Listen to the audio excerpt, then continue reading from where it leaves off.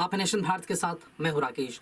बिहार में corona virus के संक्रमण का दौर लगातार जारी है। सोमवार को बिहार के 3 अलग अलग जिलों में कोरोना वायरस के 11 नए केस अब सामने आ गए हैं। आपको बताते चले कि इसी के साथ बिहार में इस महामारी से बीमार होने वाले लोगों की संख्या बढ़कर अब 700 के पार यानी कि 714 तक जा पहुंची है।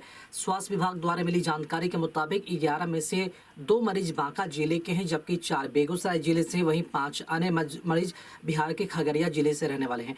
सोमवार को पॉजिटिव पाए गए 11 मरीजों में से सभी पुरुष हैं। ये सोमवार का पहला अपडेट है। इससे पहले रविवार की रात तक बिहार में कोरोना के मरीजों की संख्या 696 थी।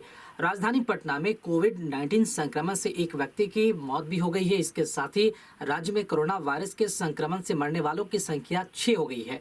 प्रदेश में पिछले 25 घंटे के दौरान 101 नए केस सामने आ गए हैं, जो अभी तक एक दिन में सबसे अधिक नए केस मिलने का रिकॉर्ड है। 101 नए मामले सामने आने के साथ ही राज्य में कोविड-19 से संक्रमित लोगों की संख्या बढ़कर 696 हो गई और नए मरीजों के मिलने का जो सिलसिला है लगातार जारी है। बिहार में कुल 38 जिलों में से 37 जिलों में कोविड-19 के मामले सामने आ चुके हैं। बिहार के 2 जिले मुंगेर और नालंदा में इस बीमारी ने अपना कहर फिर से बरपाया है, तो पटना के भी नए इलाकों में पांव पसारा है।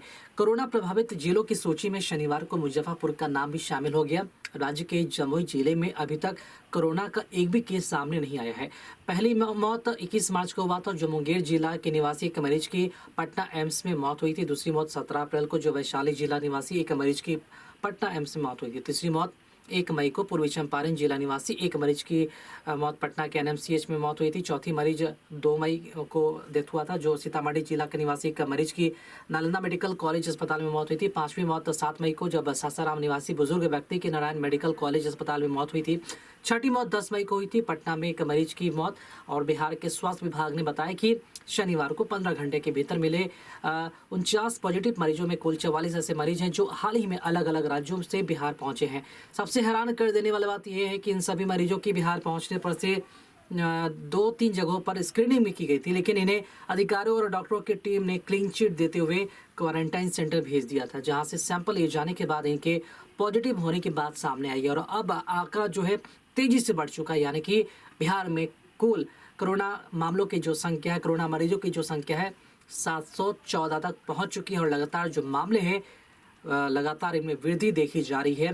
हैरत की बात यही है, हम आपको बार बार यही बता रहे हैं, सरकार को भी इस बात पर ध्यान देने की आवश्यकता है कि स्क्रीनिंग करने के बावजूद भी पेशेंट जो है उनके लक्षण नहीं दिखाई दे रहे, लेकिन जब बाद में क्वारंटीन किया जाता है तो जांच सैंपल लिया जाता है, उसके बाद पता चलता है कि उक्त युवक कोरोना से संक्रमित है, जो कहीं ना कहीं हैरान कर देने वाली बात है। वाकई में अगर ऐसे शख्स क्वारंटाइन न होकर कहीं और भी जाएंगे तो संक्रमण फैलने का खतरा दोगुना से तिगुना हो सकता है। और ऐसे में बिहार में कोरोना का जो कहर है जारी हो सकता है और बिहार के लोगों पर कोरोना का कहर कह सकते हैं कि बरस सकता है।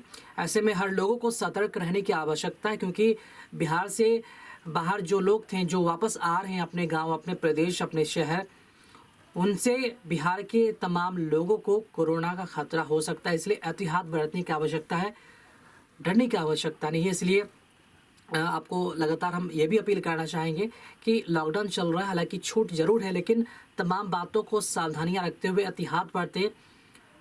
कोई भी शख्स अगर बाहर से आता है तो कम से कम उससे 10 दिन या फिर 14 दिन तक दूरी बनाए रखें और उसके बाद ही उसके साथ आप उठे बैठे या फिर उसके साथ कहीं भी आप क्रियाकलाप कर सकते हैं। फिलहाल नेशन भारत में खबरों का सिलसिला जारी है। खबरों में अपडेट बने रहने के लिए आप देखते रहें नेशन भारत। साथ ही हमारे वीडियोस को लाइक करें, शेयर करें और हमारे चैनल को सब्सक्राइब करना ना भूलें। नमस्कार।